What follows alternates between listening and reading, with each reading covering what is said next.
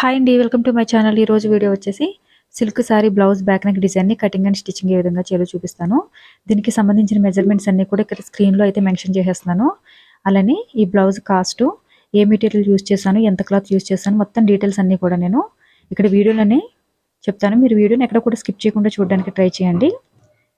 ఇక్కడ క్యాన్వాస్ పేపర్ని తీసుకుని డబుల్ ఫోల్డింగ్ చేసేసుకుని నెక్ డిజైన్ కోసం ఈ విధంగా ఒక బాక్స్ లాగా డ్రా చేసుకోవాలి. ఈ బాక్స్లో పాట్ నెక్ డిజైన్ డ్రా చేసుకుంటున్నాను. డిజైన్ అయితే కొంచెం డిఫరెంట్గా ఉంటుంది. అలానే తక్కువ క్లాత్తో ఎక్కువ హెవీ లుక్ని కనిపించే డిజైన్ అయితే ఈ వీడియోలో అయితే చూపిస్తాను. ఇక్కడ స్క్రీన్లో చూపించిన విధంగా ఒక సైడ్కి మాత్రం ఈ విధంగా మార్కింగ్ చేసుకోవాలి. ఇలా మార్కింగ్ చేసుకున్న తర్వాత దీన్ని కటింగ్ చేసేసుకుని క్యాన్వాస్ పేపర్కి అయితే ఐరన్ చేసేసాను. ఇప్పుడు లైనింగ్ క్లాత్ని చుట్టూ కూడా స్టిచ్చెస్ వేసేసుకోవాలి. ఇలా లైనింగ్ క్లాత్కి స్టిచ్ చేసుకున్న తర్వాత మన మెయిన్ ఫ్యాబ్రిక్కి అలానే లైనింగ్ క్లాత్ని కలిపి స్టిచ్చింగ్ చేసేయాలి. ఈ డిజైన్ కోసం నేను యూజ్ చేసిన మెటీరియల్ వచ్చేసి సిల్క్ సారీ అనమాట. సిల్క్ సారీ బ్లౌజ్ పీస్తో ఈ డిజైన్ అయితే స్టిచ్చింగ్ చేశాను అనమాట. మనకి నార్మల్గా సారీలో వచ్చే బ్లౌజ్ పీసు 1 మీటర్ ఉంటుంది కదా, ఈ 1 మీటర్కి ఒక 1/2 మీటర్ ఎక్స్ట్రాగా క్లాత్ని కటింగ్ చేసుకుంటే మనకి డిజైన్ మొత్తం కూడా సరిపోతుంది. అంటే 1.5 మీటర్లో మనకి మొత్తం ఫ్రంట్ అండ్ బ్యాక్ డిజైన్ని స్టిచ్చింగ్ చేసేసుకోవచ్చు.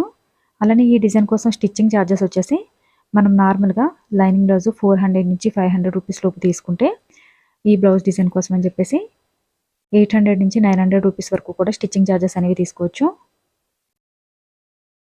మనకి తక్కువ క్లాత్లోనే సారీలో ఉన్న బ్లౌజ్ పీస్ తోటే డిజైన్ అయితే స్టిచ్చింగ్ చేసుకోవచ్చు అనమాట. ఎక్స్ట్రాగా ఒక 1/2 మీటర్ కటింగ్ చేసుకుంటే సరిపోతుంది.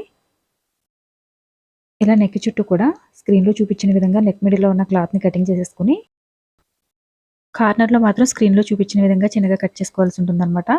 ఇప్పుడు ఈ క్లాత్ని అవతల వైపుకి ఫోల్డింగ్ చేసేసి ఒకసారి ఐరన్ చేసుకోవాలి. ఐరన్ చేసేటప్పుడు లైనింగ్ క్లాత్ వైపు నుంచి ఐరన్ చేస్తే మనకి క్లాత్ చాలా నీట్గా ఐరన్ చేయొచ్చు. అలానే మెయిన్ ఫ్యాబ్రిక్ కూడా డ్యామేజ్ కాకుండా నీట్గా వస్తుంది. బిగినర్స్ అయితే కనుక కంపల్సరీగా లైనింగ్ క్లాత్ వైపు నుంచి ఐరన్ చేయండి. ఇలా నెక్ చుట్టూ కూడా స్టిచ్చెస్ వేసేసిన తర్వాత ఇప్పుడు డాట్స్ కోసం అని చెప్పేసి 1.5 ఇంచు స్టిచ్చెస్ కోసం మార్కింగ్ చేసేసుకుని క్లాత్ని మిడిల్లోకి ఫోల్డింగ్ చేసేసి ఈ బ్యాక్ పార్ట్ని ఇప్పుడు డాట్స్ వేసుకోవాలన్నమాట. ఈ డాట్స్ 3.5 ఇంచ్ లెంత్లో వేసుకుంటే సరిపోతుంది. ఒక 1/2 ఇంచ్ వరకు విడ్త్, అలానే 3.5 ఇంచ్ లెంత్ వరకు వేసుకుంటే డాట్స్ సరిపోతుంది. ఇక్కడ వచ్చేసి మనకి లైనింగ్ క్లాత్ ఉంటుంది కదా, స్ట్రైట్గా కటింగ్ చేసిన లైనింగ్ క్లాత్ తోటి నడుం పట్టినైతే స్టిచ్చింగ్ చేసేస్తున్నాను. మీరు కావాలంటే పైపింగ్ వేసుకోవచ్చు. స్క్రీన్లో చూపించిన విధంగా ఈ విధంగా ఒక 1/2 ఇంచ్ క్రాస్గా కటింగ్ చేసుకుంటే కనుక మనకి బ్యాక్ పార్ట్ షేప్ అనేది చాలా నీట్గా వస్తుంది. ఇక్కడ 1.5 ఇంచు వెడల్పున్న స్ట్రైట్గా కటింగ్ చేసిన క్లాత్ని తీసుకుని వన్ సైడ్ అయితే స్టిచ్చెస్ వేసేసాను. దీన్ని ఇప్పుడు నడుం పట్టిలాగా స్టిచ్ చేసేస్తున్నాను. పైపింగ్ చేసుకోవాలనుకున్న వాళ్ళు నడుం పట్టినైతే వేసుకోని అవసరం లేదు.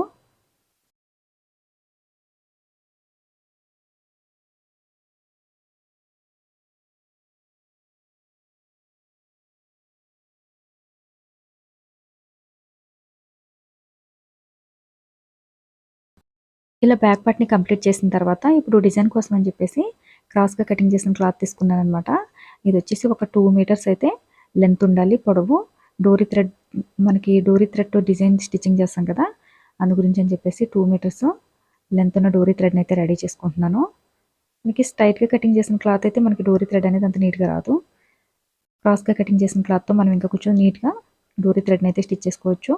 ఇక్కడ మరీ థిక్నెస్ తక్కువగా కాకుండా అలానే వెడల్పుగా కాకుండా మీడియం సైజులో అయితే డోరీ థ్రెడ్ని తీసుకుంటున్నాను అనమాట నేను. మీరు కావాలనుకుంటే కనుక థ్రెడ్డింగ్ కొంచెం లావుగా స్టిచ్ చేసుకోవాలనుకుంటే కొంచెం లావుగానే స్టిచ్చింగ్ చేసుకోవచ్చు. నేనైతే మీడియం సైజులో స్టిచ్ చేస్తున్నాను. ఇప్పుడు ఈ క్లాత్ని అవతల వైపుకి ఫోల్డింగ్ చేసేసి డిజైన్ కోసం అని చెప్పేసి రెడీ చేసి పెట్టుకోవాలి.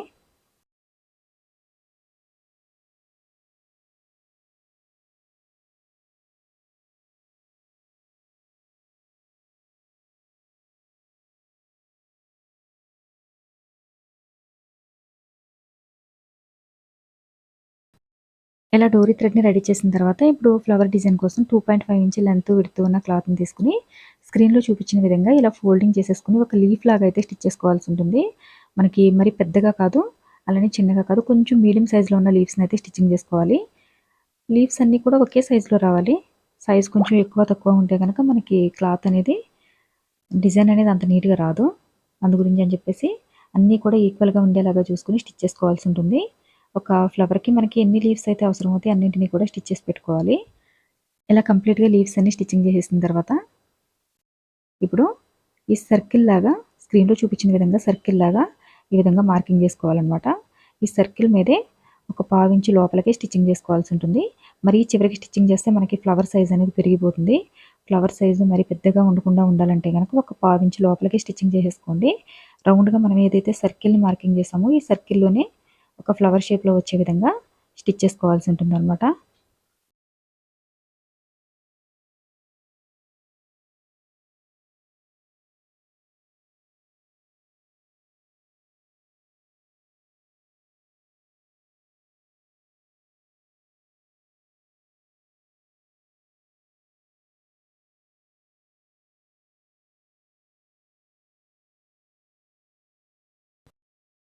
ఇలా కంప్లీట్గా ఫ్లవర్ చుట్టూ కూడా లీవ్స్ని స్టిచ్చింగ్ చేసేసుకున్న తర్వాత ఇప్పుడు మిడిల్లో ఇంకో రౌండ్ స్టిచ్ చేసుకోవాల్సి ఉంటుంది అనమాట. ఇంకొంచెం ఒక పావించి లోపలికి రౌండ్గా మళ్ళీ స్టిచ్ చేసుకోవాల్సి ఉంటుంది. మీకు ఫ్లవర్ సైజ్ అంత అవసరం లేదు, చిన్నగా కావాలనుకుంటే కనుక మనం డిజైన్లో రౌండ్ డ్రా చేసుకున్నాం కదా, రౌండ్ని అయితే కొంచెం తక్కువగా డ్రా చేసుకోండి. అప్పుడు మీకు ఇంకా కొంచెం చిన్న సైజ్ ఫ్లవర్ అనేది స్టిచ్ చేసుకుంటూ ఉంటుంది. నేను ఇక్కడైతే కొంచెం మీడియం సైజులో ఉన్న ఫ్లవర్ని అయితే స్టిచ్చింగ్ చేశాను. మీరు ఇంకొంచెం చిన్నగా స్టిచ్ చేసుకోవాలనుకుంటే కనుక సైజ్ తగ్గించుకుంటే మీకు ఫ్లవర్ సైజ్ కూడా తగ్గిపోతుంది. ఇలా రెండో రౌండ్ కూడా కంప్లీట్గా లీవ్స్ని స్టిచ్చింగ్ చేసేసిన తర్వాత ఇప్పుడు మిడిల్లో వచ్చేసి డైరెక్ట్గా స్టిచ్ చేసేస్తున్నాను ఫ్లవర్ని. నార్మల్గా నిడిల్ తీసేసుకుని ఒక 6 పీసెస్ని అయితే స్క్రీన్లో చూపించిన విధంగా ఇలా స్టిచ్చింగ్ చేసేసుకోవాలి. ఒక ఫ్లవర్ షేప్ వచ్చేలాగా. మీకు మిడిల్లో కొంచెం స్పేస్ ఎక్కువగా అనిపిస్తుంది అనుకుంటే కనుక నేను ఇక్కడ 6 పీసెస్ అయితే స్టిచ్ చేస్తున్నాను. 6 కాకుండా ఒక 7 కానీ 8 కానీ స్టిచ్చింగ్ చేసుకుంటే మీరు ఈ పీసెస్ని ఇంకొంచెం ఫ్లవర్ సైజ్ అనేది పెరుగుతుంది. ఇలా కంప్లీట్గా ఫ్లవర్ షేప్లో తీసుకుని చుట్టూ కూడా ఈ విధంగా థ్రెడ్ తోటి స్టిచ్ చేసేసుకోవాల్సి ఉంటుంది. ఇప్పుడు దీన్ని మనం ఆల్రెడీ స్టిచ్ చేసి పెట్టుకున్న ఫ్లవర్ మిడిల్లో స్టిచ్ చేసేస్తే మనకి నీట్గా ఉంటుందన్నమాట ఫ్లవరు. కావాలంటే మీరు ఫ్లవర్ సైజ్ తగ్గించుకోవచ్చు. నేనైతే కొంచెం మీడియం సైజులోనే స్టిచ్ చేసేస్తున్నాను. ఇప్పుడు మిడిల్లో వచ్చేసి కొంచెం బిగ్ సైజులో ఉన్న బీడ్స్ని తీసుకున్నాను. చుట్టూ మాత్రం మరీ స్మాల్ సైజ్ కాకుండా మీడియం సైజులో ఉన్న బీడ్స్ని తీసుకుని స్టిచ్ చేసేస్తున్నాను. మీకు బీడ్స్ ఇష్టం లేకపోతే కనుక కొంచెం స్మాల్ సైజులో ఉన్న ప్యాచ్ని తీసుకుని స్టిచ్చింగ్ చేసేస్తే నీట్గా కనిపిస్తుంది. నేనైతే బీడ్స్ని మాత్రం స్టిచ్చింగ్ చేసేస్తున్నాను. ఇలా కంప్లీట్గా ఫ్లవర్ని స్టిచ్చింగ్ చేసేసిన తర్వాత ఇప్పుడు థ్రెడ్ ఊడిపోకుండా ఈ విధంగా స్టిచ్ చేసేసుకోవాలి. అలానే ఇక్కడ వచ్చేసి నేను గోల్డ్ కలర్ లేస్ తీసుకున్నాను అనమాట. ఇది కొంచెం మీడియం సైజులో ఉన్న లేస్ని తీసుకుని స్క్రీన్లో చూపించిన విధంగా 2 సైడ్స్ కూడా స్టిచ్ చేసేసుకోవాలి. మీకు లేస్ అంతగా ఇంట్రెస్ట్ లేదనుకుంటే కనుక లేస్ని అయితే స్కిప్ చేసేయండి. లేస్ బదులు మీరు డైరెక్ట్గా డిజైన్నే స్టిచ్చింగ్ చేసుకోండి.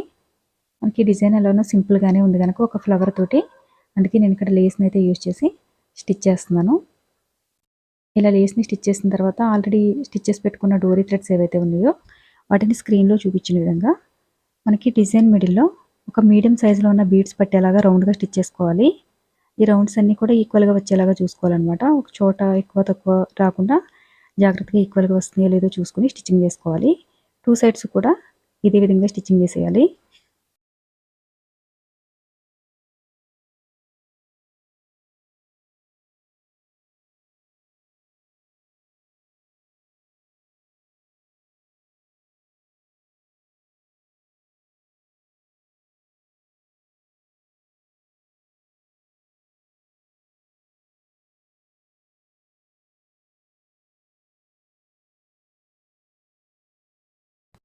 వీడియో నచ్చితే కనుక లైక్ చేయడం మర్చిపోకండి. అలానే ఎవరైనా మన ఛానల్ని ఫస్ట్ టైం చూస్తుంటే సబ్స్క్రైబ్ చేసుకోండి.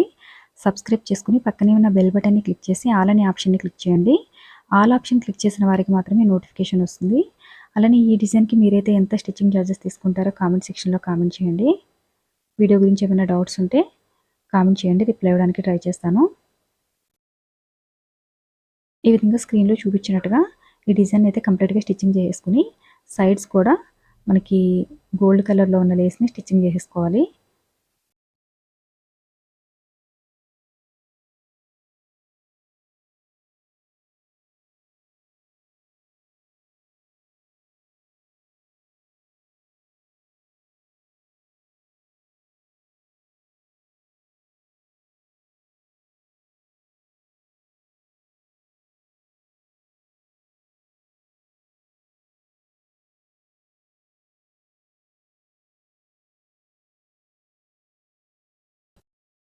ఇలా కంప్లీట్‌గా డిజైన్ అయితే స్టిచ్చింగ్ చేసేసుకున్న తర్వాత ఇక్కడ హ్యాంగింగ్స్‌ని కూడా కొంచెం హెవీగానే స్టిచ్చింగ్ చేస్తున్నాను. మీరు కావాలనుకుంటే గనక రెడీమేడ్ హ్యాంగింగ్స్‌ని అయితే స్టిచ్ చేసుకోవచ్చు. నేనైతే ఫ్యాబ్రిక్ తోటే హ్యాంగింగ్స్‌ని స్టిచ్చింగ్ చేసేస్తున్నాను. ఇలాంటి మరిన్ని ఇంట్రెస్టింగ్ వీడియోలు చూడాలనుకుంటే గనక డైలీ మన ఛానల్‌ని అయితే ఫాలో చేయండి. అలానే వీడియో నచ్చితే గనక లైక్ చేయండి. లైక్ చేయడం వల్ల మరిన్ని ఇంట్రెస్టింగ్ వీడియోలు అప్లోడ్ చేయడానికి సపోర్ట్ చేసినట్టుగా ఉంటుంది. అలానే కొంచెం సింపుల్‌గా ఉన్న డిజైన్స్‌ని అప్లోడ్ చేయండి అని చెప్పేసి కామెంట్ పెడుతున్నారు కదా!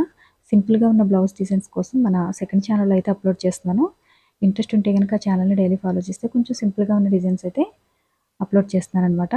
మనకి నెక్ చుట్టూ ఏదైతే డిజైన్ తీసుకున్నామో సేమ్ అదే డిజైన్‌ని హ్యాంగింగ్స్ దగ్గర కూడా చుట్టూ స్టిచ్ చేసేసుకోవాల్సి ఉంటుంది. అలానే డిజైన్ కోసం ఫ్లవర్ కోసం యూజ్ చేసిన లీవ్స్ ఏవైతే ఉన్నాయో వీటిని కూడా ఈ హ్యాంగింగ్స్‌లో స్టిచ్చింగ్ చేసేస్తున్నాను. మనకి డిజైన్ ఎంత హెవీగా ఉందో హ్యాంగింగ్స్ కూడా అంతే హెవీగా స్టిచ్ చేస్తున్నాననమాట.